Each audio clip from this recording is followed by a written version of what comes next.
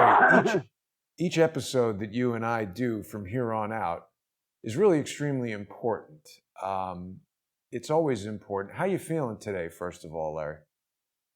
I feel I had a little whip from the therapy, and believe it or not, I haven't been anywhere. I can't leave the house. I've done, and I've got a damn cold starting in my chest. Wow. That ain't good. No, definitely not. Everybody's worried about your health, Larry. We're glad to have you back on the show, but of course, you're not out of the woods yet. You are facing huge medical bills. So the thing I want to ask everybody who's watching us each week, because, I look at the playback and I see thousands of people have viewed each of these videos. I want to ask those people, Larry, if they can right now, to go and visit nicholslive.com.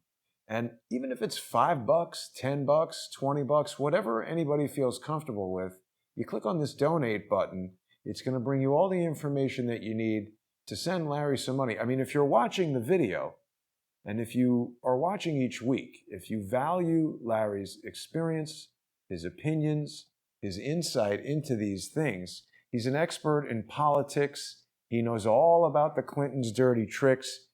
Even if you just think the show is funny and entertaining, get on there, go to paypal.com, use Larry's nicholslive@aol.com PayPal address to send him some money via PayPal. If you don't like putting your credit card on the internet, you can stick a $20 bill, a $100 bill, a $5 bill, put it in an envelope, mail it to him over in Conway, Arkansas. And if none of these options are good, people can text Mary Ellen. Her number is right there on screen. You can visit nicholslive.com. I really am asking the Crowdsource the Truth audience to help Larry out. He's got a lot of medical bills on his hands here. And if you're watching the show, if you value this show, we don't want Larry to be under that kind of pressure. Please help him out. Now, Larry, the thing we're going to talk about today is this bizarre virtual DNC conference. And before we get into your analysis of that, which I know everybody wants to hear, Larry, I suspect when I was 5 watching Star Wars in the movie theater, you were probably in a jungle in Nicaragua somewhere. And I don't imagine that you know much about R2-D2 and the Imperial Council. But when I saw this picture of Joe Biden sitting there talking to these vertical TV screens, I mean, this is literally out of a science fiction movie or an Avengers movie, something we've seen like a futuristic dystopian meeting of the dopes. What do you make of that whole virtual convention last night? Well, I think the virtual convention may be totally for some other reason than what they say. I believe that this virtual concept, and you're right, it is, it's like looking at a futuristic movie, and our whole world's been brought into, and you've got this council that sits over and runs everything. Right. Now, but I think what they're really doing is they know they can't draw a crowd. Good point. Now, the worst thing that could happen to the Democrats at this point would be hold their Democratic convention and nobody show up, essentially. Now, of course, they would put it off on the virus, but they still would be slammed into the ground for nobody showing up. Right. Now, we know that would have happened now because I just got word that with all 3 network channels playing their last night's convention opening night, and they have everybody watch it. And think about it. Here we are all cooped up with this virus. Mm-hmm. Nothing really to watch. Everybody's looking for something new. And they wouldn't watch their convention. I'm not surprised, Larry. I know. Now, you're seeing the fruition of what I had promised y'all would come. It doesn't matter. Remember what I used to tell you? It doesn't matter who the Democrats put at the top of their ticket. It could be Howdy Doody, right? It doesn't matter. Well, you're seeing that now. They're not They don't care about Biden. They don't care who's on the ticket. This whole race from the Democrat side is to use Trump as the whipping boy. Yeah. Go after him. And that's what they're doing. It's just Trump this, Trump that. Yeah. You know, Larry, I actually heard a news story that Howdy Doody declined the vice presidential nomination. He's available, but, you know. Who's older, Howdy Doody or Joe Biden? I don't know that. I don't know. I don't really know. But, you know, it's pitiful. Look at what they're doing last night. They just had one person after another. Tonight, if you can believe this, AOC or whatever, ACO or what's her name? Yeah. AOC, yeah. AOC. She got 1 minute. Bill Clinton has 5 minutes. Somebody else got 45 seconds. Can't remember who that was. Look what they're doing. You know, at the same time you saw Bernie Sanders last night. Now, I didn't see it. I heard about the reruns today. Yeah. Here was Sanders saying that the party's moving his way, essentially. And he's glad. Well, look how they're snuffing AOC and her group. I mean, she ought to be mad as hell. But then the one thing that just kept sticking in my mind, could I have gone on camera and spoke about the Democratic Party and what we could do? At the same time I would be doing that, a guy's getting beat up and mugged by a Black Lives Matter bunch in Portland.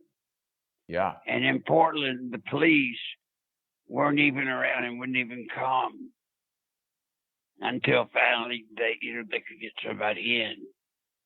And the police said they don't go inside this, I guess you call it downtown area. And by the way, this guy that got beat up wasn't downtown. He just did a 7-Eleven or something that's outside of that area. Are you talking, Larry, about this guy who got kicked in the head? Yeah. Brutal.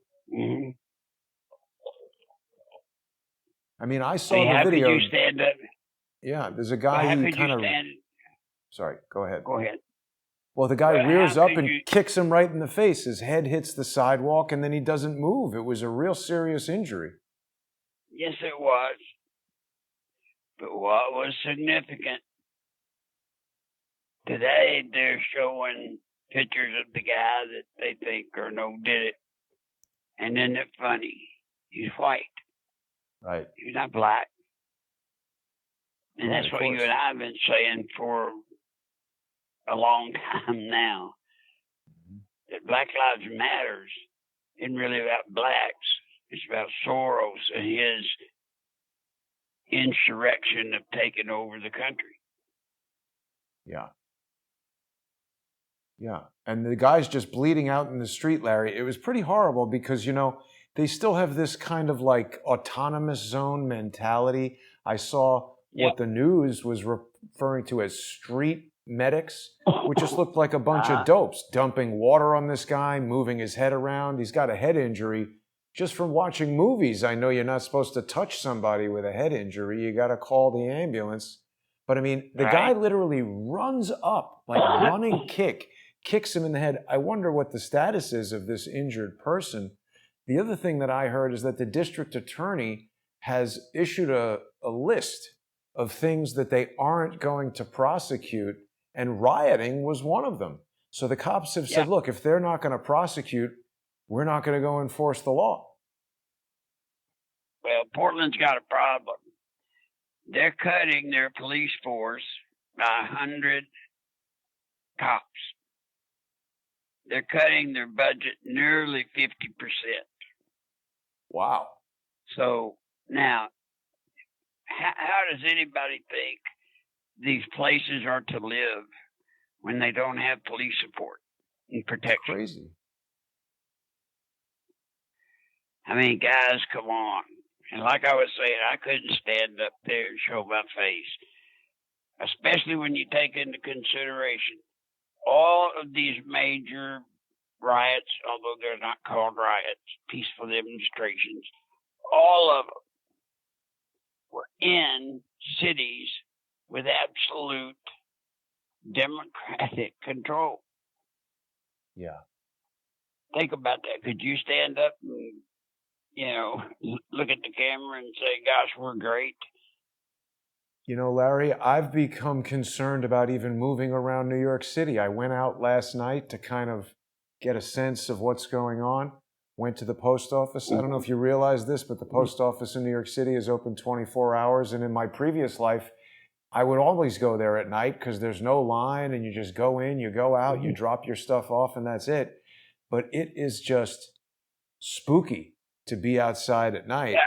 And there's certainly no nightlife. I mean, only a maniac would hang out outside. Well, yeah, it's spooky. It's spooky everywhere. Right. Now, spooky number one, of course, people can claim the spookiness is over the virus, but I'll tell you probably more about the spooky than the virus is this White Lives Matter, Black Lives Matter, and Antifa. They're getting violent. Yeah. They're getting violent. Now, it's going to be interesting to see if this guy turns himself over. Now, here's the way it always works. He turns himself over. The prosecuting attorney says, see, we're doing our job. We got him. But they'll never process the case. Right. Everybody will forget about it. Think about it. It's all going to be over come election day. And it's funny, Michelle Obama, which I wish you could put up her speech, she's saying the same thing I am. She said, she was saying this is the last, or this election, it'll be over if we don't win. I'm paraphrasing. Think about it. Now, what is she talking about? Well, she's talking about their revolution will be over. I tell you, Larry, right. I watched that Michelle Obama speech, and it just seemed like the kindest delivery of a thuggish threat that I've ever heard. She said that if you don't think things can get worse, trust me, they can, and they will. It's like, whoa, what do you mean by that? Yeah. Exactly. I mean, no joke. And did you notice in her speech when she's talking about something that's pretty important and she gets into this melodramatic, soft voice? I'm sitting there going, God, you got to be kidding me. Mm-hmm. You're talking about anarchy, lady. And they're working their bobos off trying to re-energize the black vote that they lost because of Obama. Well, and the riots. There was an article that said that 81% of black people polled wanted more police because, these neighborhoods that have no police in them are now subject to just rampant violence. Yeah. But do you see, Jason, what I've been trying to tell for a couple of years with you? This is nuts. We're going to cross over this election, and we're either going to be safe in that we will have President Trump, and as I've told you, it's going, I seriously doubt somebody goes in and votes for Trump and then turns around and votes for a Democrat for the Senate or the House. So there's a good chance we can reclaim the House for the Republicans. Yep. And then the things Trump has promised, he will be able to get through. He will. But let's take the other side of it. If he loses, do you want what we're seeing now every day, everywhere? Certainly not. Well, It's scary, get Larry. ready. I mean, in Yeah, all it your is. years serving the country, working for candidates, did you ever think the United States would come to this? I mean, I know you essentially predicted No. it, but it's hard to believe. Well, the majority of what I've done, I did to keep it from ever coming here. Right. And boy, was I a fool. It's here now. And it's, y'all haven't seen it, but I have. This is exactly what it looked like in the countries that I've been in that fell. This is exactly what it looked like in the beginning. Yeah. Venezuela, this is exactly what it looked like in the beginning. And it was the group taking over, the socialists. They went out and got the vote support of the youth voter. Right. Because they knew they could go to them and fire them up by claiming, you're not getting this or you're not getting that, and you've got this long and we'll pay. In other words, they knew the youth vote could be manipulated. Right. It's easier to just manipulate anybody who's young and inexperienced than it is someone who's older and wiser. Larry, along the lines of that attack you were talking about, there's an article here in the Daily Mail talking about a guy who was actually recording the attack with his phone, says it was like the third world. The guy driving the truck was apparently trying to stop a mugging, and then this angry mob chased him, and then when they finally caught up to him, they just went nuts. He was dragged, bleeding from his truck after he crashed it into a tree, and Drew Hernandez captured the incident and shared it in the now viral footage, and he said it was extremely violent. I mean, that's obvious. But, I don't understand why, if these people are allegedly, fighting for racial justice and trying to right the wrongs that led to George Floyd's death, how does kicking some guy in the head and smashing him into the sidewalk do anything? That's right. I mean, that's exactly right. And the majority of the black community, they're not into this kind of crap. No. They don't want it. And just like you said, they don't want less police. They want more. They're the ones in their communities where there were 78 people shot in Chicago this weekend. 18 died. 39 in New York, Larry. Good God. Now think about think about Iran, Iraq. How many people die in a day over there? Like when you're in Vietnam or something, what's a number of people who get shot in a day? Probably, it varies with the attack from the VC, but typically in Vietnam, you'd see about 10 people shot a day. If it got above 100 shot a day, that was panic city, because we could not sustain keeping that war going if we were losing 100 soldiers a day. But certainly in a civilian city, to hear about 39 people, 70 people, this is outrageous. I mean, it's like a wartime situation. Yeah. Well, what you're seeing, folks, is the militant takeover of this country. What are they doing? They're putting the pressure on the blacks at every turn. They're trying to reclaim their dominance in the blacks. And then what they're going to do is they're going to use these communities where these shootings take place as reason for why, once they get in office, we're going to have to clamp down on the cities and the country. Yeah. They had another strong speech there from Andrew Cuomo. He's been all over Twitter today with advice for the president. Now, this is a guy who's the governor of a state with essentially the most populous and economically prosperous, well, formerly, city in the entire nation that this guy has destroyed. I mean, we can point to a number of incredibly bad decisions that he made. I mean, somehow he thinks he's doing a great job. There's more people who've died from coronavirus in New York than in all of China. Why is he, I mean, in most cultures, this guy would resign in disgrace and, shove a katana through his own stomach. Here he is on TV sporting his nipple rings, trying to tell Donald Trump what to do and calling it the European virus. What's that about? Oh, Lord, I know. Look, last night, I mean, they literally said it last night that the virus was Trump. It was because of him that this virus got here. He's killed thousands of Americans. I mean, okay, how?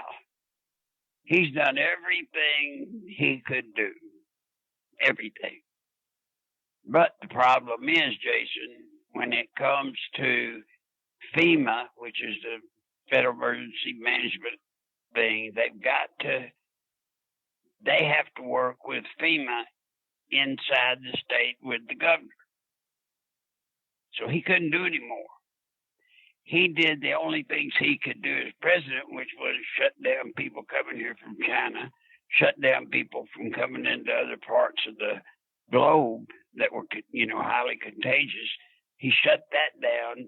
He did everything he could do. He made a mistake. He listened to that Fauci guy in the beginning, but he did all he could do. Yeah. You better tend to your state. If you're a governor, tend to your state. Right. It's amazing what Cuomo has done in this state, Larry. I mean, it's got to have cost a ton of money to have brought that Navy ship here, which essentially did nothing. I mean, I think they said they saw something like 100 patients, and it was supposed to be for overflow for people who don't have coronavirus, and they just immediately sent coronavirus patients there. I mean, I could not imagine a more incompetent response. There's a whole story going on in the New York health and hospital system that I don't believe has been properly told yet. They announced a few weeks ago this Test and Trace Corps, which is some new medical agency or whatever that de Blasio intends to deploy at checkpoints around New York City on bridges and things, sort of like East German style, where are your papers kind of thing, where they have these sort of unprecedented powers to investigate your medical history and make inquiries about where you're going and where you've been and et cetera. And it was very interesting to me to note that the Test and Trace Corps is a part of the NYC Health and Hospitals system. Now, this is the same group, Larry, that controls that Elmhurst Hospital that we first heard about when Dr. Colleen Smith appeared in the New York Times article claiming that New York was the epicenter of everything, and there was this real bizarre set of circumstances where she was making videos in the ICU or the ER instead of tending to patients, something every medical doctor I spoke to found incredibly anomalous. In her own video, we see patients in medical beds with shoes on. Now, Larry, when you were in the hospital, did they allow you to wear your street shoes in the bed? No. Lord, no. As a matter of fact, they put those muffin shoe thingies on, whatever you call them. Anti-slip little booties. Yeah. Sterile. They change them all the time. So, I mean, there are a number of problems with this New York health and hospital system. There's been a series of social media videos that have come out. Strangely, the doctors seem to know Colleen Smith. The other hospital that was involved from the New York health and hospital system was Lincoln Hospital, which, I don't know, maybe you recall, Larry, the Weather Underground took over Lincoln Hospital in the 1970s, and Bernadine Dorn's sister was there. They turned it into a methadone clinic, and now Jennifer Dorn is at Columbia Medical School, the nursing school. It's like almost as if the medical system has been infiltrated by Marxists. They're everywhere.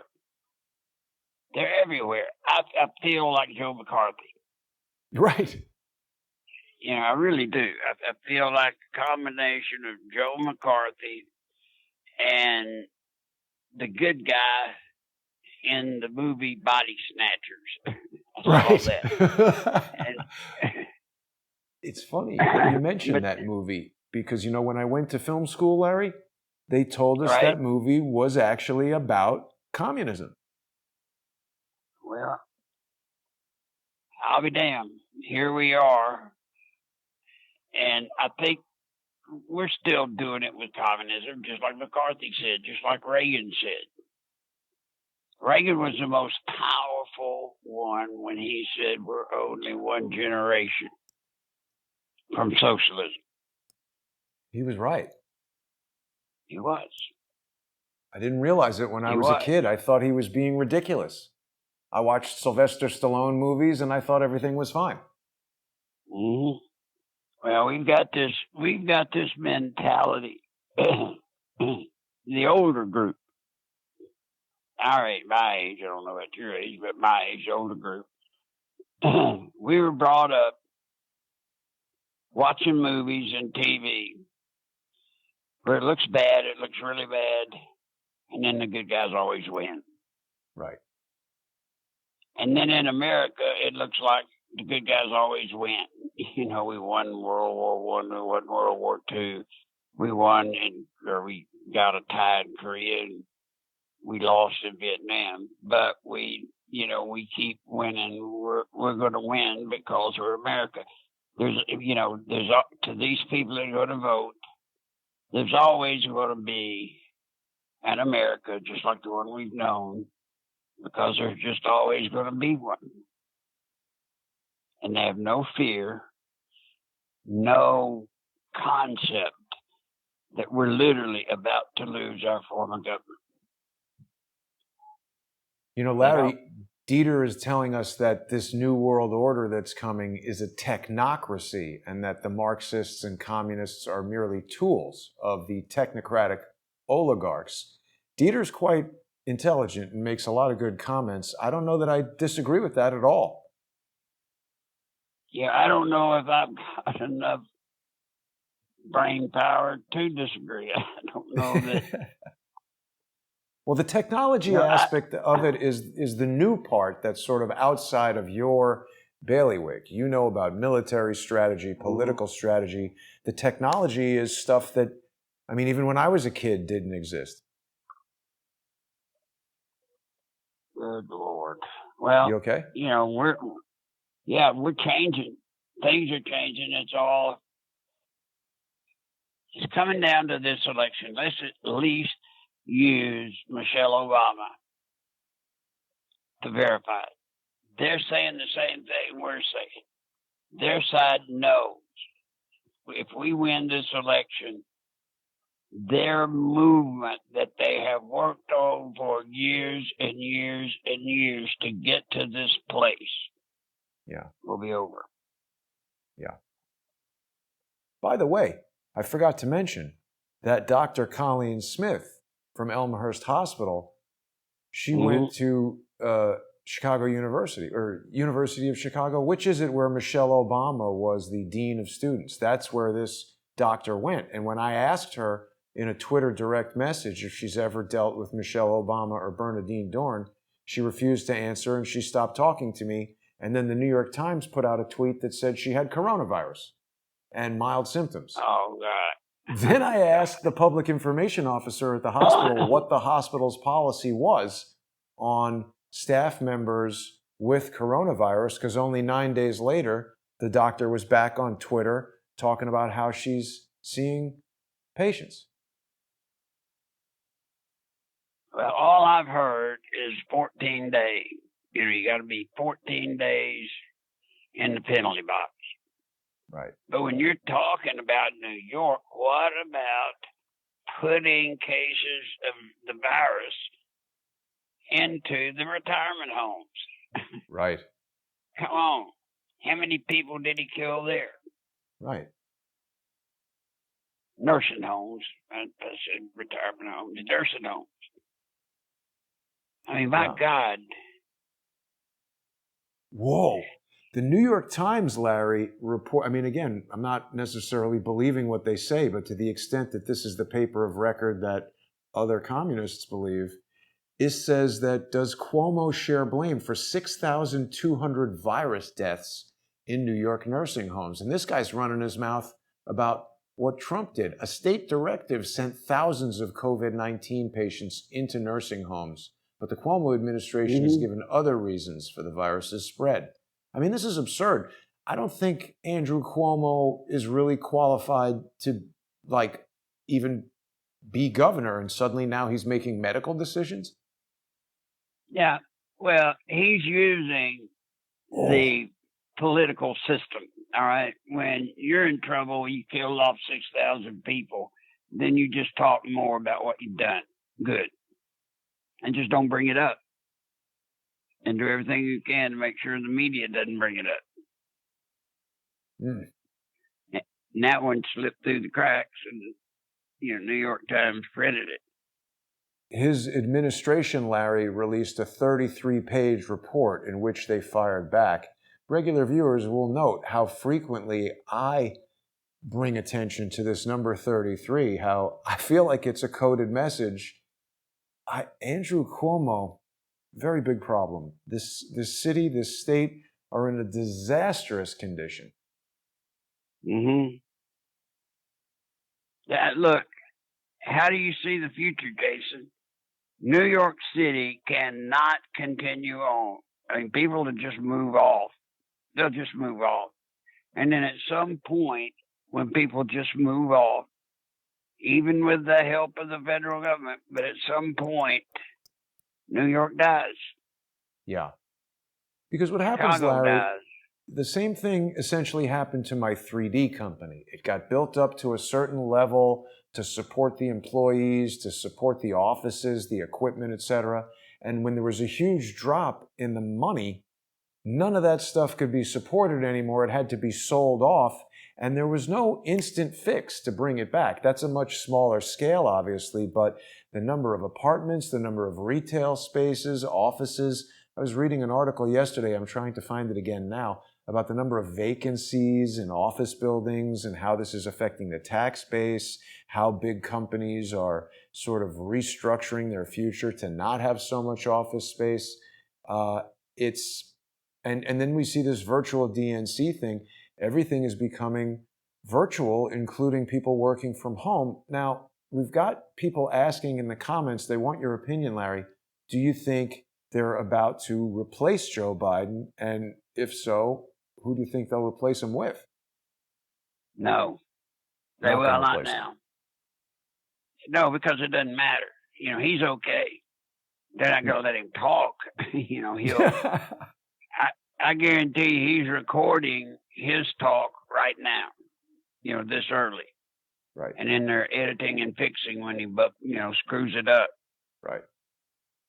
But no, he's the perfect one, actually, to be president, because he will accede pretty quickly to a central committee.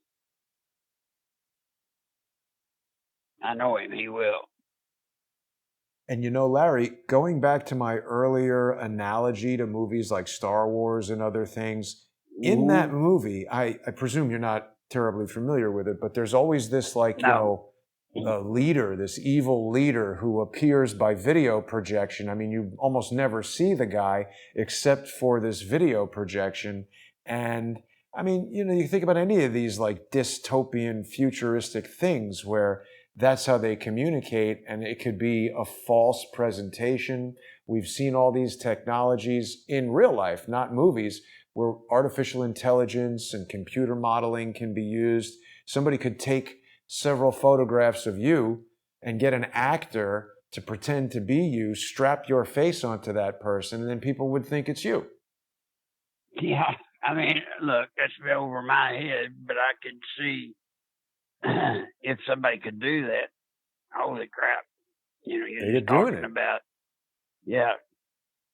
Matter of fact, I've had several people ask me, Trump doesn't look like the Trump of old. He seems, less talkative, Right. Whatever. And of course, I haven't been here. I've been out and in the hospital, not seeing anything. But I think a lot of that is he's just worn the hell out, folks. He's taken it from every damn direction, and he's got to get back on the road, get in front of the people. That juices him up, that fires him up, that gives him that chemistry that he needs. Right.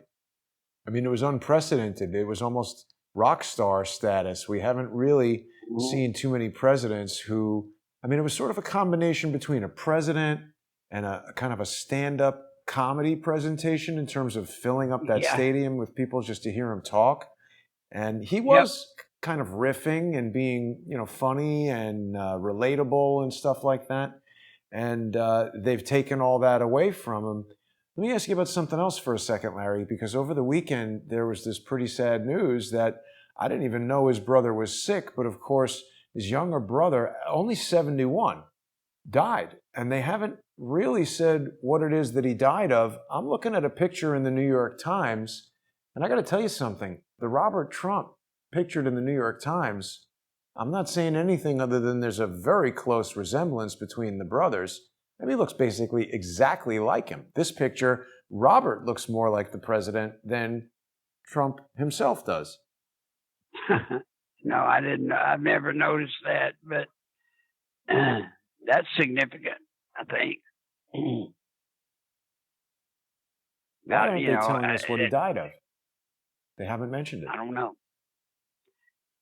I figure this is one of those things where Trump just wants to keep it.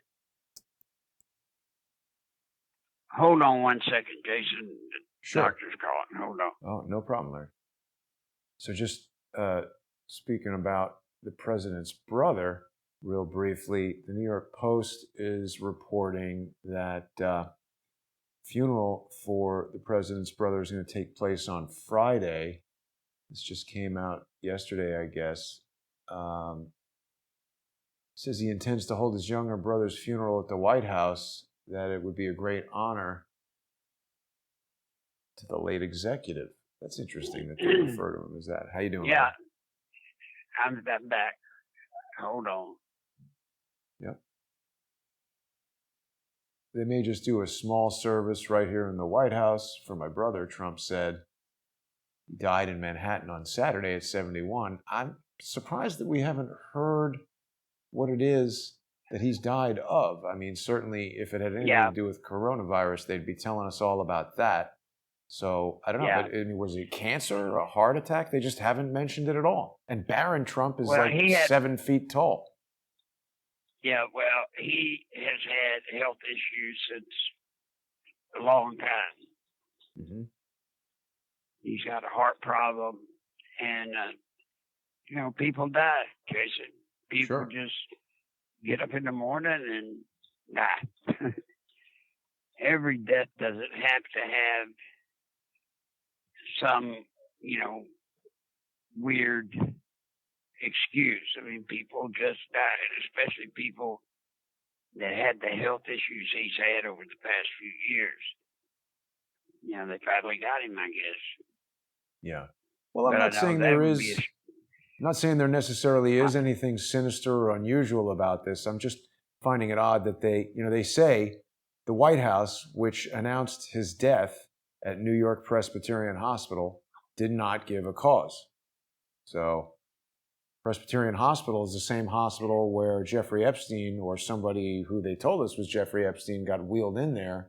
It's also the same hospital that I went to when they said that New York was being overwhelmed. And I had like a 5-minute conversation with an EMT in front of like 11 parked ambulances. A lot of weird stuff going on at the hospitals in New York. Yeah, it is. I knew a person that was a nurse. And she had gone, they had sent out a call for nurses to come to New York, to help with this crisis. And promised them someone got like $10,000 a week if they would come. Oh, yeah. $10,000 a week for a nurse. Well, she decided to heck with it, she'd go. Well, when she got there, yeah, when she got there, she was shocked. There wasn't that much going on. Right. So why would they pay so much? And who was paying that money? I have no idea. But I can tell you this, after 1 week, when they adjusted her pay for the lack of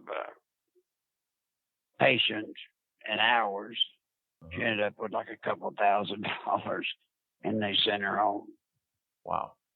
But she was shocked. She said, "You're not going to believe it. I didn't see anything shocking. I mean, they had ample nurses and doctors and rooms, and, we just stood around, all of us that came with this, invitation. We just stood around." Now, Larry, someone's just sent me this article here from The Sun, which I'm pretty sure is like a British thing. Oh, no, this is the U.S. Sun. Now, if I'm not mistaken, this is another Rupert Murdoch publication. This is saying Trump's brother, Robert Trump, died at age 71 after brain bleeds from a recent fall. So that's the first I've heard that. They don't really say where that comes from. Yeah, I don't buy that. I mean, that's the neat thing about these people that want to print conspiracies. They can put them out.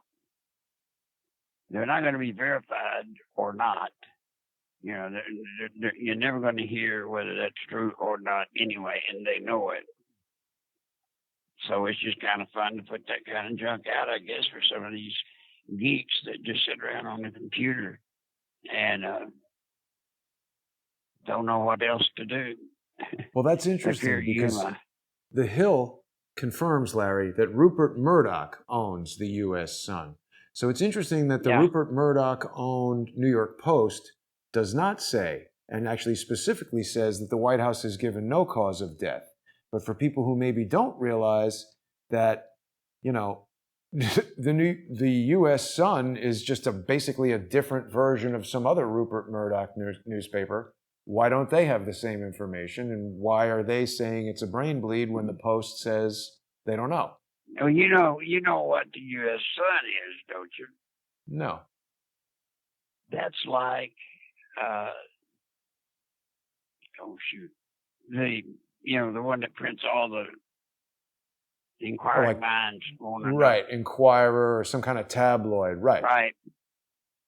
See, he tried to buy the tabloid thing. The Inquirer? Now, I understood that it didn't go through. He was blocked. So I guess he just went and bought the Sun. But the Sun is one of those rags, so that explains it. I should have known by the name. That's one you can pick up at the cash register stand. Right. But that's an important point that you bring up, is that they have these different publications, these different brands, right? It's like Ford might take a Ford Taurus and put a different front on it and fancier seats and a different radio, and then it's a Lincoln something, and they want that to compete with a Cadillac, but it's actually the same exact car. It's made of the same stuff. It just has some different trim. It's sort of the same with Rupert Murdoch. You've got Fox News, you've got the Wall Street Journal, you've got the New York Post, and you've got the Sun. Somebody who reads the Wall Street Journal would think somebody reading the New York Post on the subway is a dope, but they're actually getting the same brand of crap, just run through a different filter. Well, yeah, and you heard Trump in one of his speeches that I heard just in the past couple of days. He was talking about the media mainstream, this, that, the other. And he said Fox. But he said, I don't know where Fox stands anymore. I'm confused. Right. He said, now I know a few of them are good, but he said, I don't know where Fox. And that's what, I've been telling people Fox isn't exactly what you think it is. Right. For a long time, Larry, you and I have been talking about how whatever these mainstream news outlets, whichever one you choose, they're financed by advertisers. Now, it's interesting. I had a conversation with a friend of mine who works for a medical magazine, and the concept of pharmaceutical companies influencing the reporting came up. And he said, oh, no, none of our advertisers ever try to influence the editorial. Yeah.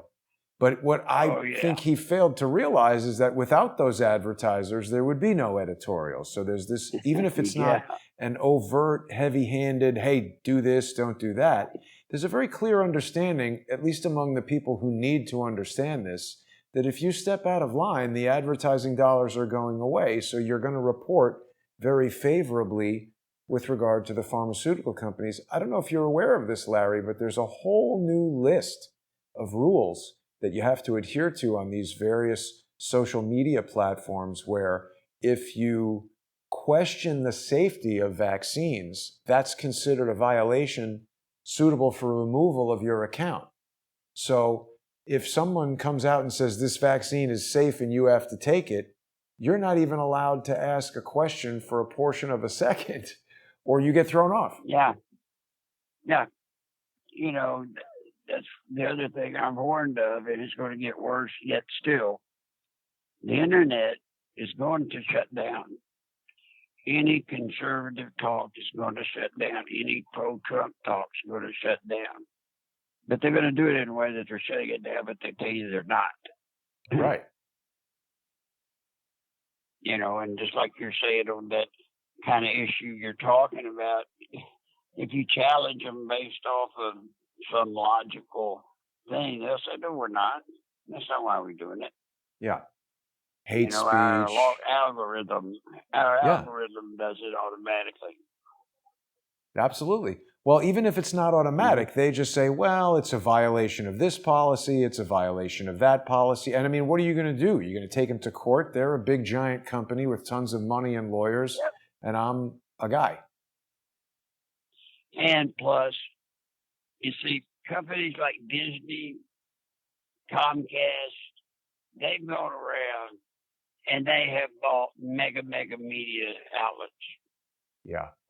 So if the newspapers or the TV lose advertisers because they're so far to the left, now they don't have to worry about it as bad as they did a couple, 3 years ago. Now they've got the big boys covering the nut. Mm-hmm. But I remember 2 or 3 or 4 years ago now, guys were losing their jobs left and right at these media places. They were calling me on if I knew someplace that was hiring. And these are big guys. But, they just said the paper's losing money. Yeah. Larry, Jennifer is watching us on Periscope. She raises a really excellent point. She says, we can't ask about the safety of vaccines, but it's okay to question the safety of hydroxychloroquine. I mean, this is not science. We should be questioning the safety of anything and everything. If one doctor says, we need to do this particular operation, you might talk to another doctor who says, no, that's a terrible idea. That happens all the time. Let me take you, Larry, to another area of your expertise having to do with campaigning and elections and et cetera. You've done shows with Laura Loomer, the young woman who is running for Congress in Florida's 21st District. People can go to lauraloomerforcongress.com and still support her campaign. I don't know if you heard about this, Larry, but, in Florida's 21st, I think it's Palm Beach or somewhere around there, one of the only internet services you can get over there is from Comcast, the company you just mentioned. And so Laura has her internet coming from Comcast, and just recently they started blocking her campaign's fundraising emails, putting a message that says this contains dangerous content that may be unsafe, blocking her text campaign, blocking her email campaign. Laura has already been banned from Twitter, Facebook. She's been banned from PayPal. She's not allowed to call for an Uber to get a car to drive her somewhere. She's banned from everything. Isn't that election interference? There you go. But who are you going to call? Right. Because even if she does take legal action, that's going to take months, years. The election is happening. Mm-hmm. They've already beaten her, you see. Well, I wouldn't count her out yet. I'm not saying they beat her. I'm just saying if it goes through and she loses the election and they try to get an attorney to right, deal with that, she's already beaten. Yeah. So what good is it? It's really ridiculous. Very difficult. And we're always pushed into who you're going to call. All right, who are you going to call? Yeah. And that's when we get in trouble. Used to, we had a judicial system that was very succinct. You knew where to go for what. You knew where to go for this, that, or the other. You knew what court was this, etc. What felonies were this, what were felonies. I mean, everything was, we knew what we were doing. We thought we knew. You knew where you stood. It's not that way now. Yeah. Mm-hmm. It's not that way now. It's troubling, Larry. Now, I heard this today that the man and woman in Missouri, I believe, that stood out in front of their house with guns when the Antifa people and White Lives Matter people were protesting right in front of their home. McCloskey's. They came out with guns. And then they got prosecuted. Crazy. Mm-hmm. So even trying to defend your home, trying to use your rights, you're in danger of being arrested. Mm-hmm. Yeah. And plus, he had permits for all his weapons. Well, he was standing on his porch, and both of them were. So technically, are you saying if I go out my front door and sit in a lawn chair and clean my weapon, I'm going to be arrested? Well, it's worse than that, Larry. I mean, if somebody comes to your house uninvited and there's a mob and there's been rioting going on, standing outside with a gun to warn people not to come near you seems like exactly what the Second Amendment is all about. And particularly when the cops are stood down, the district attorneys in various counties aren't even prosecuting people for crimes. They're basically making it clear that the police aren't going to protect you. You're not allowed to protect yourself. They just want everybody to get down on one knee and get kicked in the face. That's right. That's exactly right.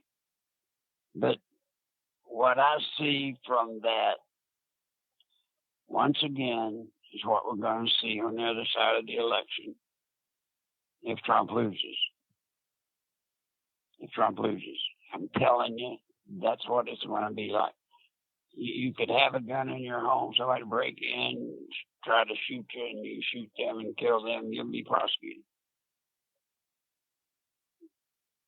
It's terrible. And the police feel the same way. The police feel the same way, right? They're afraid that they're going to be prosecuted for subduing criminals who try to beat them up. Yeah. Now, let's say that the one that they choked the guy with his knee and he died. Yeah. Now that was a crime. Of course. That was a crime. And I'm not saying there have not been shootings of people that was not right. I mean, of course there has. Good heavens, think about how many police we have in this nation. Think about how many crimes, small and big, going every day. Hell, just think about how many speeding tickets are passed out every day. There's no doubt that there are going to be policemen that are bad. There are going to be policemen that mess up. There are going to be, whatever. But there's not a cop in America today, not one, that gets up in the morning and says, I'm going to go kill somebody. It don't work that way. So what we're demanding of the police is not possible. Right. They can't be perfect. But they're using the least little thing I'm not saying his death was little, but I'm just saying of all the things going on in the world, they pick his death and that becomes their poster child. Remember before him, it was the woman that was in Washington, I believe, and they arrested her because she ran, or maybe they killed her, I can't remember, ran a barricade. Uh-huh. Who was that? Do you remember? And she had her little daughter in the car. I don't recall exactly that incident. There's so much anyway, stuff. It's just been one after another after Yeah. another. They use a death until they've used it up and it doesn't motivate anymore. Then they'll take another one. Right. But what they're afraid of may be what helps us. They're afraid that they're losing the momentum. And you know what they may be?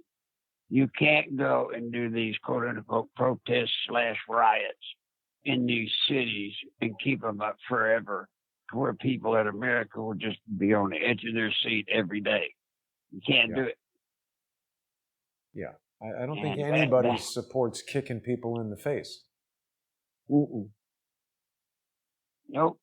And I'm it's interesting. Sorry, Larry, go ahead. Americans have a real short memory. Yeah. They have a short attention span and even shorter memory. So they're losing some ground. B. Pinkerton is giving us an interesting piece of information. Mark McCloskey, the lawyer from St. Louis, who him and his wife got prosecuted for trying to defend their homes, justifiably so, he's going to be speaking at the Republican National Convention. So that's a good thing. Yep. And briefly, but it's going to Larry, be interesting to see how it's going to be interesting to see how it comes out in the court. Right, it is. I mean, it's totally malicious prosecution. A little bit off to the side here, but the Post is also reporting that new photos show Bill Clinton getting a massage from the Epstein accuser. So, I mean, here he is, Bill Clinton with a girl who looks like, maybe she's 17, I don't know, maybe 20, maybe 15, who knows? But Bill Clinton is smiling with her, and they have photos, apparently, of him.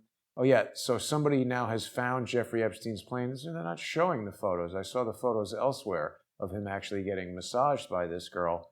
And the Post, it's weird. They seem to be controlling all this Epstein reporting, just trickling out this information. I guess they want it to look like they're being even-handed. But nobody seems to care that Bill Clinton was hanging out with these girls.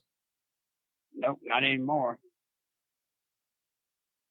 The last thing we want to ask, Larry, people want to know what you think about Trump pardoning Susan B. Anthony for voting illegally. I don't know what I think. The women's suffrage icon. Right. I don't know. I don't know what I think. I think it's right, but I think it's just a cheap gesture that bothers me. Yeah. That's not like Trump to fire a cheap gesture. That's what the Democrats do. Right, like a symbolic kind of a thing that's not that useful. Right. So that's my confusion on it. I don't know. If the black community does not see what Trump has done for them in this first 3.5 years, then you know what? Any kind of cheap shot like that's not going to motivate them. Maybe it's a message to somebody. Mm-hmm. Trump does do that, right? He speaks in sort of, people call them internet trolling things, but I find he says things that perhaps have more meaning to them than people initially believe. That's right. And obviously a lot of anti-Trump people feel that Donald Trump is not intelligent. I don't think I agree with that. I think that he may be happy to have people think that he's unintelligent. That would be a very Sun Tzu approach of him. Let people think he's unintelligent while he's, planning their destruction. I'll tell you who's unintelligent. And that's the people that think, hey, man, that build up a $1 billion company and series of companies is stupid. I agree. People think, oh, his father gave him money and this and that. But you know what? I know a long list of people whose parents or father or grandfather left them a company or gave them a company or put them in charge of a company. Most people I know who had that situation drove the thing into the ground. That's right. I mean, that's right. I mean, he think his father gave him the first $1 million. Well, to me and you, that's a lot of money. Yes. But to get into the industry he wanted to get into, which was building these high-rise buildings and etc., that wasn't much. That wasn't even enough to start it. Right. So I'm just telling you, he's anybody that claims that's fool. And the fact that Trump has to sell people on supporting a concept of building a building or doing this, that, he's got the natural salesman in him that's helping him out in the field.